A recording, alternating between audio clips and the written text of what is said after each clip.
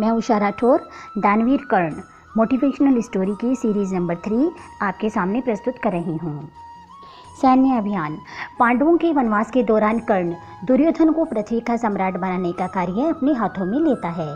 कर्ण द्वारा देश भर में सैन्य अभियान छेड़े गए और उसने राजाओं को परास्त कर उनसे यह वचन लिया कि वह हस्तिनापुर महाराज दुर्योधन के प्रति निष्ठावान रहेंगे, अन्यथा युद्धों में मारे जाएंगे। कर्ण सभी लड़ाइयों में सफल रहा। महाभारत में वर्णन किया गया है कि अपने सैन्य अभियानों में कर्ण ने कई युद्ध छेड़े और असंख्य राज्यों और साम्राज्यों को आज्ञा पालन के लिए विवश कर दिया, जिनमें से प्रमुख हैं कंबोज, शक, केकय, अवंतय, गंधार, माद्र, त्रिगत, लंगन, तंगन, पांचाल, विदेह, सुहास, अंग, वांग, निषाद, कलिंग, वत्स, अश्मक, ऋषिक और बहुत से अन्य मलेच्छ और वनवासी लोग भी जिनमें शामिल हैं। दुर्योधन के साथ शांति वार्ता के विफल होने के पश्चात श्री कृष्ण कर्ण के पास जाते हैं, जो दुर्योधन का सर्वश्रेष्ठ योद्धा है। वह कर्ण का वास्तविक परिचय उसे बताते हैं कि वह सबसे ज्येष्ठ पांडव है और उसे पांडवों की ओर आने का परामर्श देते हैं। कृष्ण यह विश्वास दिलाते हैं कि चूंकि वह सबसे ज्येष्ठ पांडव है, इसलिए युधिष्ठिर उसके लिए राज सिंहासन छोड़ देंगे और वह एक चक्रवर्ती सम्राट बनेगा। पर कर्ण इन सब के बाद भी पांडव पक्ष में युद्ध करने से मना कर देता है, क्योंकि वह अपने आप को दुर्योधन का ऋणी समझता था और उसे यह वचन दे चुका था कि वह मरते दम तक दुर्योधन के पक्ष में ही युद्ध करेगा। वह कृष्ण को यह भी कहता है कि जब तक वे पांडवों के पक्ष में हैं, जो कि सत्य के पक्ष में हैं, तब तक उसकी स्वयं की हार निश्चित है। तब कृष्ण कुछ उदास हो जाते हैं, लेकिन कर्ण की निष्ठा और मित्रता की प्रशंसा करते हैं और उसका यह निर्णय स्वीकार करते हैं और उसे यह वचन देते हैं कि उसकी मृत्यु तक वह उसकी वास्तविक पहचान को गुप्त रखेंगे। कवच कुंडल की क्षति। अर्जुन के पिता और देवराज इंद्र को इस बात का ज्ञान होता है कि कर्ण युद्ध क्षेत्र में तब तक अपराजेय और अमर रहेगा जब तक उसके पास उसके कवच और कुंडल रहेंगे, जो जन्म से ही उसके शरीर पर थे। इसलिए जब कुरुक्षेत्र का युद्ध होने वाला था, तब इंद्र ने यह ठानी कि वह कवच और कुंडल के साथ तो कर्ण को युद्ध क्षेत्र में नहीं जाने देंगे। उन्होंने यह योजना बनाई कि वह दोपहर में जब कर्ण सूर्यदेव की पूजा कर रहा होगा, तब वह एक भिक्षुक बनकर उससे उसके कवच कुंडल मांग लेंगे। सूर्यदेव इंद्र की इस योजना के प्रति कर्ण को सावधान भी करते हैं, लेकिन वह उन्हें धन्यवाद देकर कहता है कि उस समय यदि कोई उससे उसके प्राण भी मांग लेगा तो वह मना नहीं करेगा। तब सूर्यदेव कहते हैं कि यदि वह स्ववचनबद्ध है तो वह इंद्र से उनका अमोघस्त्र मांग ले। तब अपनी योजना के अनुसार इंद्रदेव एक भिक्षुक का भेष बनाकर कर्ण से उसका कवच और कुंडल मांग लेते हैं। चेताए जाने के बाद भी कर्ण मना नहीं करता और प्रसन्नतापूर्वक अपने कवच कुंडल दान कर देता है।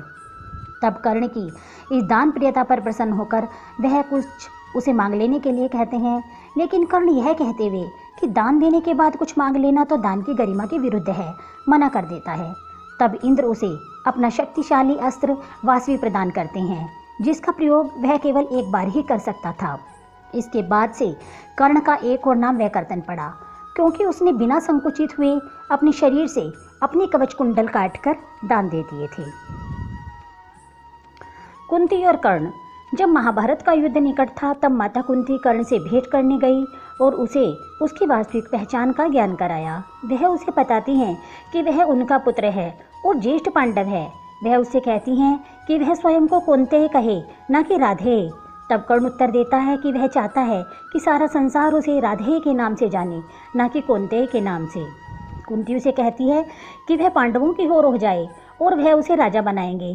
तब कर्ण कहता है कि बहुत वर्ष पूर्व उस रंगभूमि में यदि उन्होंने उसे कुंती कहा होता तो आज स्थिति बहुत भिन्न होती, पर अब किसी भी परिवर्तन के लिए बहुत देर हो चुकी है और अब ये संभव नहीं है। वह आगे कहता है कि दुर्योधन उसका परम मित्र है और उस पर बहुत विश्वास करता है और वह उसके विश्वास को धोखा नहीं दे सकता।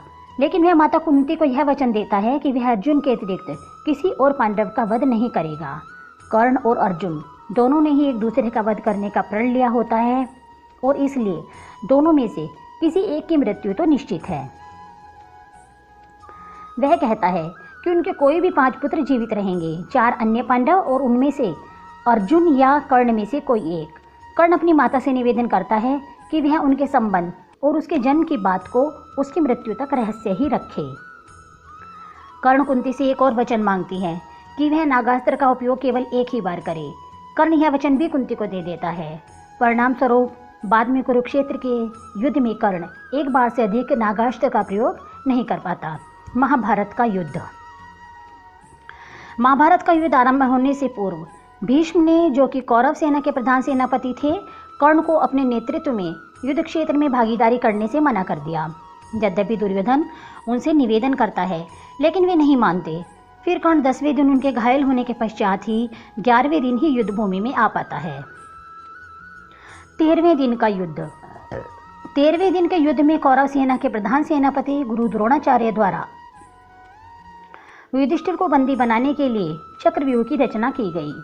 पांडव पक्ष में केवल कृष्ण और अर्जुन ही चक्रव्यूह को भेदना जानते थे, लेकिन उस दिन उन्हें त्रिगत नरेश बंधु युद्ध करते करते चक्रव्यूह स्थल से बहुत दूर ले गए।